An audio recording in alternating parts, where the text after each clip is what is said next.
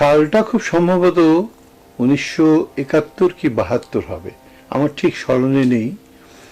একটি সুন্দর সুপুরুষ নায়কোচিত চেহারার একটি ছেলে আমাদের ইউনিভার্সিটিতে আসা যাওয়া শুরু করলেন। পরবর্তীকালে সে আমার ভাইয়ের মতো এবং ছাত্র হিসেবেও আমার সঙ্গে যোগাযোগ হয় তার। কিন্তু জয়ন্ত, আমি যার কথা বলছি জয়ন্ত সরকার, শ্রী জয়ন্ত সরকার, তার বাড়িটি অত্যন্ত সাংগীতিক পরিবেশের বাড়ি ছিল। তার বাবা অত্যন্ত ভালো গান করতেন, জয়ন্তের স্ত্রী সীমা খুব ভালো নাচে, জয়ন্তের পুত্র সীমান্ত, সে সীমা এবং জয়ন্ত মিশ্রিত সীমান্ত, তারও সাংগীতিক বোধ খুবই উন্নত। সাংগীতিক বোধ এবং শ্রদ্ধা, ভক্তি, চিন্তাশীলতা এবং মনুষ্যত্বের বিভিন্ন দিকে জয়ন্ত নিঃসন্দেহে একটি আদর্শ ছাত্র এবং সঙ্গীতজ্ঞ। আমি জয়ন্তকে দেখেছি যে তার কথা রচনা, গান সুর করা, বহু গান আমি তার সুরে গানও করেছি, রেকর্ডেও আছে। কিন্তু তার থেকেও বড় কথা হলো যে কথার দিকে নজর রেখে সুরের যে ডিমান্ড করে, যে সুর ডিমান্ড করে, কথার ডিমান্ড থেকে সুরের সৃষ্টি হয়।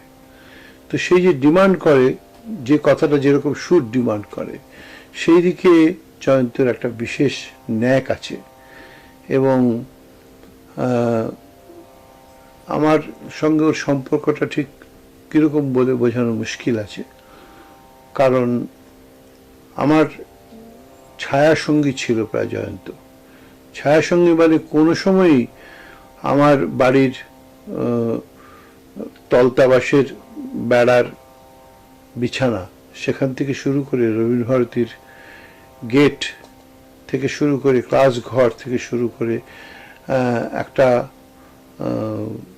বাড়িতে আমি টিউশন করতাম উত্তর কলকাতায়, সেখান থেকে শুরু করে, তারপরে পরবর্তীকালে ওর চাকরি, টেলিভিশনে চাকরি করবার সূত্রপাত থেকে শুরু করে মোটামুটি সবই আমার হাত ধরে ঈশ্বর করিয়েছেন। আজকেও ওর সঙ্গে আমার সেই সম্পর্ক একই রকম সুন্দরভাবে আছে।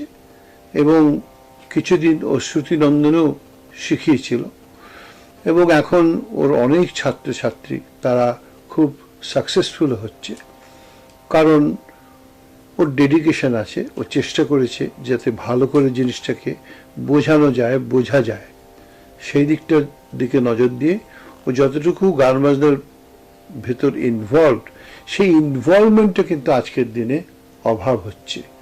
আমি জয়ন্তের সমস্ত ছাত্রছাত্রীদের কাছে বলবো যে গভীরভাবে নিজের মনের দিকে দেখে, নিজের আত্মসমালোচনা করে শ্রেষ্ঠ থেকে শ্রেষ্ঠত্বের পথে যাওয়ার চেষ্টা করতে গেলে নিরন্তর নিরলস পরিশ্রম এবং সাধনা।